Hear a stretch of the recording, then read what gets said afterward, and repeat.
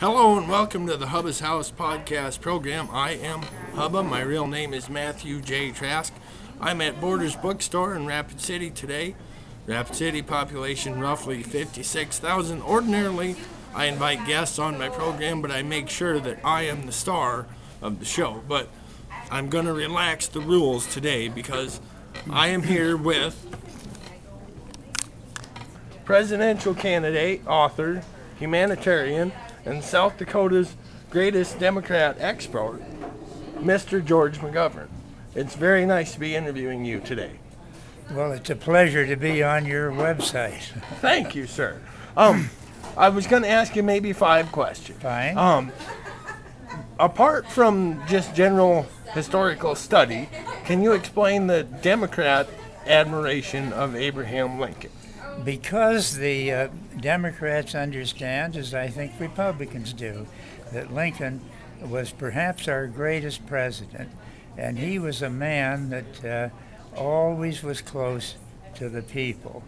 You know his great lines from the Gettysburg Address when he defined democracy: government of the people, by the people, for the people.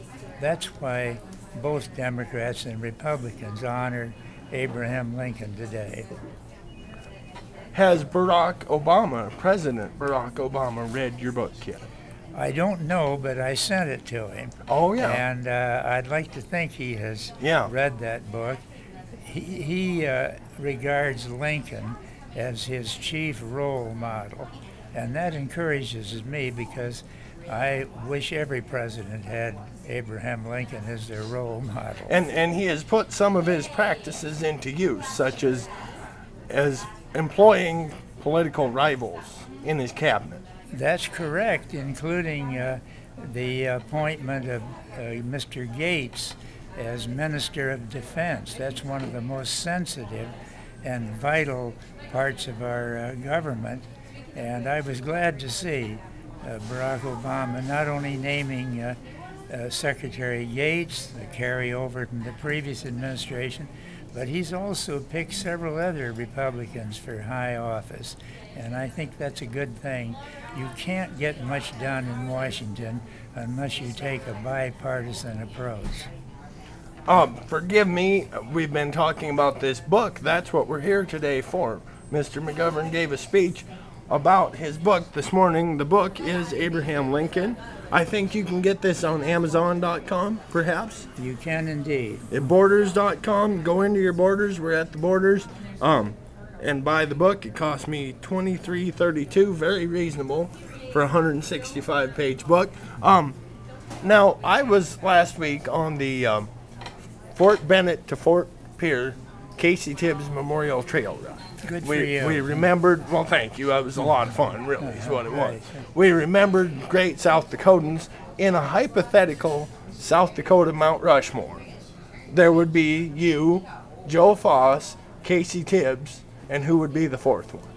Well, you're going to put me on the spot here now because I'm going to. You can plead the 5th at any time. Let me say, I have the highest regard for Tom Daschle, a long-time United States Senator from South Dakota, a long-time member of the House of Representatives, and he became both the majority leader and later the minority leader in the United States Senate. So I'd put Tom Daschle very high on the list. Up there. Well, they did all right with Theodore Roosevelt's spectacles. They could probably get Tom Daschle's carved, I suppose. That'd be okay with me. Now, I'm sorry, I'm the scourge of educated people everywhere. I'm Wikipedia educated. And it said on there that the woman who became your wife, when you first met her, her and her twin sister defeated you at a debate. They did defeat me in a debate, and before my hometown classes in Mitchell, South Dakota, and I have never won an argument with her since. That was going to be my next question, so you never did. I never did. But I found that Eleanor was a person of remarkable common sense, a woman of high intelligence. She was well-read and kept abreast of contemporary events. So I had her for 63 years Yeah. until she died 3 years ago, and I treasured every one of those years. Well, that's as much of a story to me as your political story, the long and happy marriage. And of course, at times you probably had your arguments, but that you stayed together that long. There's no such thing as a perfect marriage.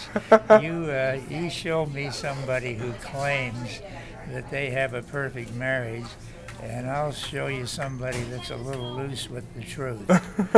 we all have problems, you know, we're human beings. Uh-huh. And so, but Eleanor and I had a great life together. I miss her dearly. Yeah. I believe that you are a lot responsible for South Dakota's quirky balance of political power in the state of South Dakota. We have our 2 Democrats and everyone else is Republican.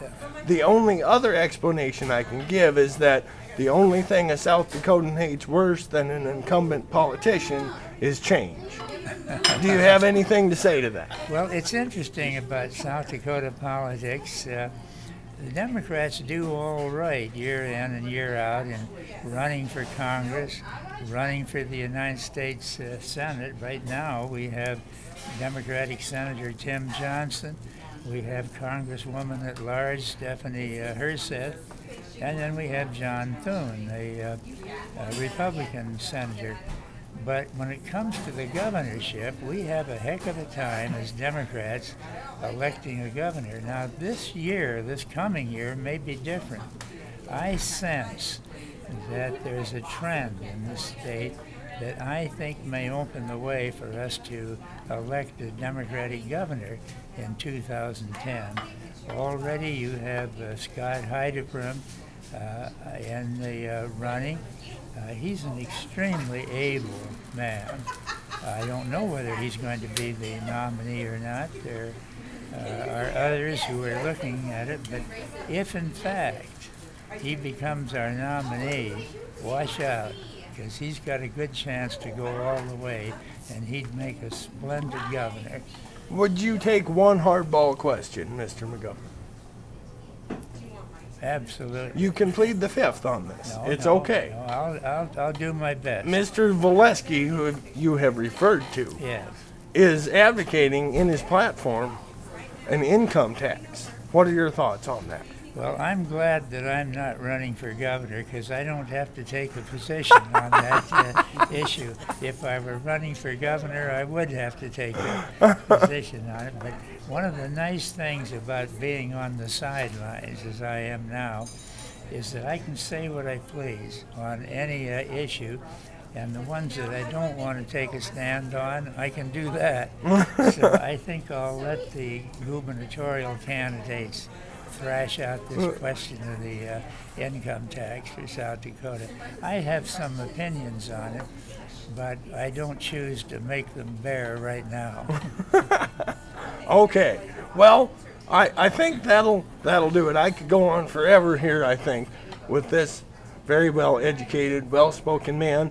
By the book, Abraham Lincoln, it was limited by your editor to 165 pages. That's correct. I had to strike out a lot of brilliant stuff. Yeah.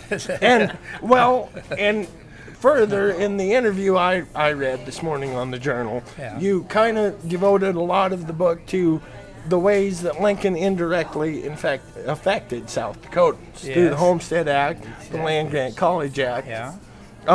So much of Lincoln's history is just the Civil War, but he had an indirect role in shaping this part of the country. He really did. Can you believe that the Transcontinental Railway was built right in the middle of the Civil War with Lincoln's support?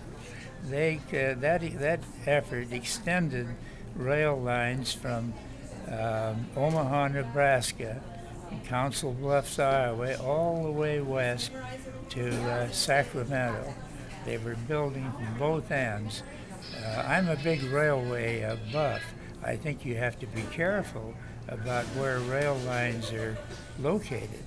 But if you do a good job of deciding where the greatest need is that would serve all the people, I'd like to see us expand our railway network.